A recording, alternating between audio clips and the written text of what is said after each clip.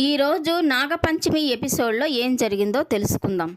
జ్వాలా గర్భంలో గరుడ శక్తిని ఫణీంద్ర రూపంలో ప్రవేశపెట్టానని కరాళి చెప్పడంతో అది నిజమా కాదా అని తెలుసుకోవడానికి నాగేశ్వరి జ్వాల దగ్గరికి వెళ్ళి తనని పరీక్షించి తన గర్భంలో ఉన్నది గరుడ అని తెలుసుకున్న తర్వాత ఆ విషయాన్ని నాగదేవతకు చెప్పాలని ధ్యానం చేసి నాగేశ్వరి నాగదేవతను ప్రసన్నం చేసుకుంటుంది.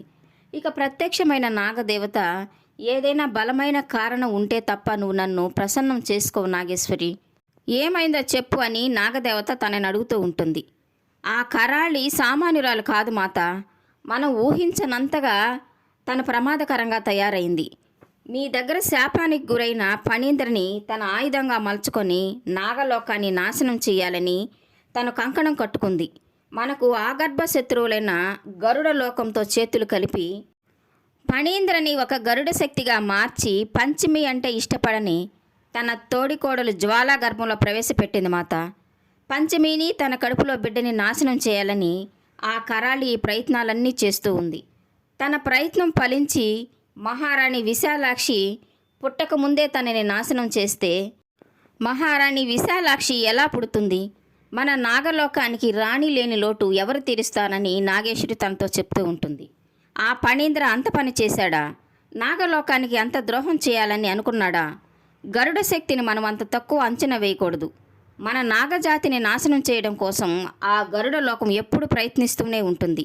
ఏ చిన్న అవకాశం దొరికినా వదులుకోదు. నాగలోకాన్ని అంతం చేయడానికి ప్రయత్నం చేస్తూనే ఉంటుందని నాగదేవత చెప్తూ ఉంటుంది. మన మహారాణి పుట్టుక విషయము గరుడ లోకాన్ని తెలిసిపోయింది మాత. ఆ బిడ్డని పుట్టకుండా చేస్తే నాగలోకానికి రాణి లేకుండా పోతుందని వాళ్ళు ఈ ప్రయత్నాలన్నీ చేస్తున్నారని తను చెప్తూ ఉంటుంది. అలా జరగకూడదు నాగేశ్వరి, వాళ్ళ ఆశలు ఫలించకూడదు. దీనికి మార్గం ఏదైనా ఉందేమోనని మనం ఆలోచించాలని నాగదేవత చెప్తూ ఉంటుంది. నేను మిమ్మల్ని ప్రసన్నం చేసుకోవడానికి కారణం అదే మాత అని నాగేశ్వరి తనతో చెప్తూ ఉంటుంది. శాపగ్రస్తుడైన ఫణీంద్రకి ఇప్పుడు ఇష్టరూప జాతి శక్తులు ఉండవు నాగేశ్వరి, అందుకే మనం అతని జాడని కనిపెట్టలేము.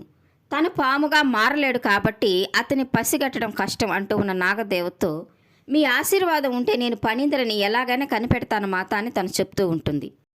వద్దు నాగేశ్వరి, ఫణీంద్ర ఇప్పుడు గరుడ శక్తిగా మారి జ్వాలా గర్భంలో ఉంటాడు కాబట్టి నువ్వు ఎంత వెతికినా ఉపయోగం ఉండదు. ఈ సమయంలో కరాళి గరుడ శక్తితో తను అనుకున్న పని నెరవేర్చుకుంటుంది.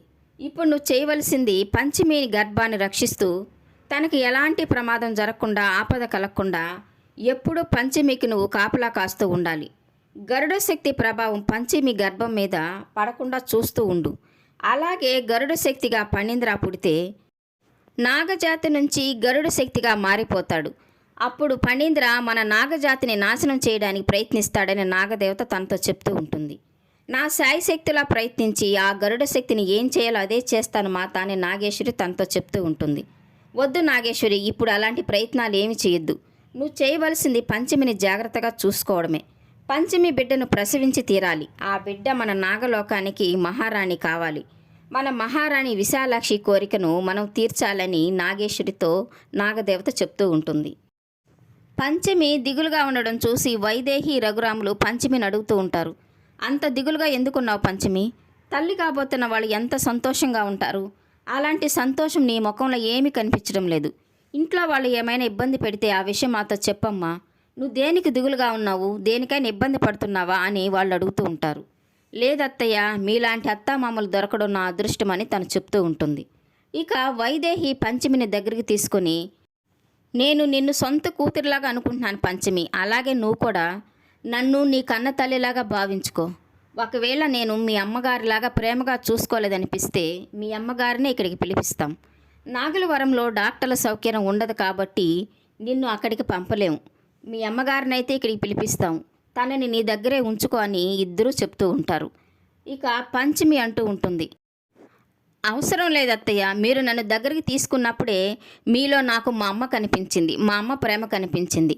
మా అమ్మని పిలవాల్సిన అవసరం లేదత్తయ్య. అలా చేస్తే నేను మిమ్మల్ని అవమానించినట్లే, మీ ప్రేమను కాదన్నట్లే. నన్ను గుండెల్లో పెట్టుకుని చూసుకునే బంగారం లాంటి భర్తని నాకు ఇచ్చారు. అంతకంటే నాకు ఇంకేం కావాలత్తయ్య? ఎన్ని జన్మలెత్తినా మీ రుణం నేను తీర్చుకోలేనని పంచమి వాళ్ళతో చెప్తూ ఉంటుంది. ఇక పంచమి మాటలకి వైదేహి రఘురాములు చాలా సంతోషపడిపోతూ ఉంటారు. ఇక అప్పుడే అక్కడికి వచ్చిన మోక్షను చూసి, మోక్ష, పంచమిని అలా బయటికి తీసుకెళ్ళు, తనకి ఎన్నో కోరికలు ఆశలు ఉంటాయి, తనకి ఏదో తినాలని ఏదైనా కొనాలని అనిపిస్తూ ఉంటుంది, తనని బయటికి తీసుకెళ్ళని చెప్పి వాళ్ళు తనతో చెప్తూ ఉంటారు. ఇక మోక్ష పంచమిని తీసుకొని బయటికి వెళ్తాడు. జ్వాలలోకి గరుడ శక్తి వచ్చి తన పంచమి కడుపులో బిడ్డని నాశనం చేయాలని పంచమిని వెతుక్కుంటూ తన గదిలోకి వచ్చేసరికి పంచమి, మోక్ష నిద్రపోతూ ఉంటారు. ఇక జ్వాల నేరుగా పంచమి దగ్గరికి వెళ్ళి తన పొట్టపై చేయి వేసి తన బిడ్డని చంపాలని ప్రయత్నం చేయబోతూ ఉంటుంది. ఇక మెలకు వచ్చి అటు ఇటు కదులుతూ ఉన్న పంచమిని చూసి ఇక తనేం చేయలేక వెనక్కి తిరిగి వెళ్ళిపోతూ ఉంటుంది. ఇక కళ్ళు తెరిచి చూసిన పంచమి జ్వాల వెళుతూ ఉండడం చూసి తన వెనకనే వస్తూ ఉంటుంది. ఇక జ్వాల మెట్లు దిగి కిందకి వచ్చేసరికి తను కూడా తన వెనకనే వస్తూ ఉంటుంది. ఇక జ్వాల పంచమి మెడ పట్టుకొని తనని చంపడానికి ప్రయత్నం చేస్తూ ఉంటుంది. ఇక వదలండి వదలండి అని తను అరుస్తూ ఉన్నా తను వినిపించుకోదు. ఇక పంచమి తన చేతికి దొరికిన ఫ్లవర్ వాజును తీసి జ్వాల నెత్తిపై ఒక్కటి కొట్టేసరికి జ్వాల పంచమిని వదిలేసి దూరంగా పడిపోతుంది. ఇక ఆ శబ్దానికి ఇంట్లో వాళ్ళంతా వచ్చి వాళ్ళిద్దరిని చూసి ఏం జరిగింది అని అడుగుతూ ఉంటారు. ఇక వాళ్ళందరినీ చూసిన జ్వాల నటిస్తూ, ఈ పంచమి నన్ను, నా కడుపులో బిడ్డని చంపాలని ప్రయత్నం చేస్తూ ఉంది, మీరు రావడం ఆలస్యమైంది, లేకపోతే నన్ను ఎప్పుడో చంపేసిండేదని వాళ్ళందరి ముందు యాక్షన్ చేస్తూ నటిస్తూ ఉంటుంది. చూసేదంతా నిజం కాదత్తయ్య, తను అబద్ధం చెప్తుంది, అబద్ధం చెప్తావా అని పంచమి జ్వాల చంపపై ఒకటి కొడుతుంది. భార్గవు తన గదిలోకి వచ్చేసరికి చిత్ర ల్యాప్టాప్ తీసుకుని చూస్తూ ఉంటుంది. నా ల్యాప్టాప్ తీసుకుని నువ్వేం చేస్తున్నావు, దాంతో నీకేంటి పని, దాంట్లో బిజినెస్కి సంబంధించిన చాలా విషయాలు ఉన్నాయి, అవన్నీ డిలీట్ అయిపోతాయి, ఇటీవని భార్గవు ల్యాప్టాప్ తీసుకుని చూసేసరికి అందులో చిత్ర ప్రెగ్నెన్సీ పోవడానికి సంబంధించిన మెడిసిన్స్ గురించి చూస్తూ ఉండడం చూసి ఆశ్చర్యపోయిన భార్గవ్, దీంతో నీకేంటి పని, ఈ మెడిసిన్స్ నువ్వెందుకు చూస్తున్నావని చిత్రను అడుగుతూ ఉంటాడు. ఆ పంచమి జ్వాల సంతోషాన్ని చెడగొట్టడానికి, వాళ్ళకి పిల్లలు పుట్టకూడదు, వాళ్ళకి పిల్లలు పుడితే ఆస్తులు వాటా పోతుంది, మన వాటా కూడా తగ్గిపోతుంది, అందుకే వాళ్ళ గర్భాన్ని పోగొట్టడానికి ఈ మెడిసిన్స్ కోసం ఆన్లైన్లో వెతుకుతూ ఉన్నాను, అవి తెచ్చి వాళ్ళకి వాడుతాను, అలా చేస్తే వాళ్ళకి గర్భం పోతుంది, అప్పుడు ఆస్తి ఎక్కడికి పోదు, మన ఆస్తి మనకే వస్తుందని చిత్ర చెప్తూ ఉండడం చూసి, నువ్వింత దారుణంగా ఆలోచిస్తావా చిత్ర, ఇదంతా క్రైమ్ అవుతుంది తెలుసా అని తను అరుస్తూ ఉంటాడు. గట్టిగా అరవకండి, మెల్లగా మాట్లాడండి, విషయం బయటికి పొక్కిందంటే అందరికీ తెలుస్తుంది, ఒకవేళ ఏదైనా కేసు అయితే నీ ల్యాప్టాప్లో నేను వెతికాను కాబట్టి ఆ కేసు నీ మీదకే వస్తుందని తను చెప్తూ ఉంటుంది.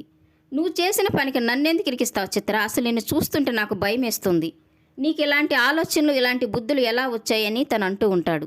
జ్వాలతో తిరగడం వల్ల తన ఆస్తి గురించి ఇలాంటి ప్లాన్లు వేయడం వల్ల నాకు కూడా ఇలాంటి ఆలోచనలు వచ్చాయండి, ఇక మీరు ఏమైనా అనుకోండి, నేను మాత్రం ఈ మెడిసిన్స్ తెప్పించి పంచమిని జ్వాలని ఈ ట్యాబ్లెట్లు వేసుకునేలాగా చేస్తాను, ఈ విషయాలని ఎక్కడా బయటికి రాకూడదు, ఏం తెలియనట్టే ఉండండి, అన్ని విషయాలు నేను చూసుకుంటాను, ఈ విషయం ఎక్కడైనా బయటికి వచ్చిందంటే మిమ్మల్ని కూడా ఇందులో ఇరికిచ్చేస్తాను, ఇదంతా చేసింది మీరేనని అందరికీ చెప్పేస్తానని చిత్ర భార్గవుని బెదిరిస్తూ ఉంటుంది. ఇక రేపటి ఎపిసోడ్లో పంచమికి జ్వాలకి శ్రీమంతం చేయాలని ఇంట్లో వాళ్ళు ఏర్పాట్లు చేస్తూ ఉంటారు. చక్కగా తయారైన పంచమిని మోక్ష తీసుకొచ్చి కూర్చోబెడతాడు. ఇక జ్వాలని వరుణ్ తీసుకొచ్చి కూర్చోబెడతారు. వాళ్ళిద్దరూ అక్షంతలు వేసి వాళ్ళిద్దరిని ఆశీర్వదిస్తూ ఉంటారు. ఇక జ్వాల పంచమిని తీక్షణంగా చూస్తూ ఉంటుంది. ఇక పంచమి కూడా జ్వాలని తీక్షణంగా చూస్తూ ఒకరినొకరు చూసుకుంటూ ఉంటారు. ఈ వీడియో నచ్చినట్లయితే లైక్ చేయండి, సబ్స్క్రైబ్ చేయండి. ఈ సీరియల్పై మీ అభిప్రాయాన్ని కామెంట్ సెక్షన్లో మెన్షన్ చేయండి. Thank you for watching.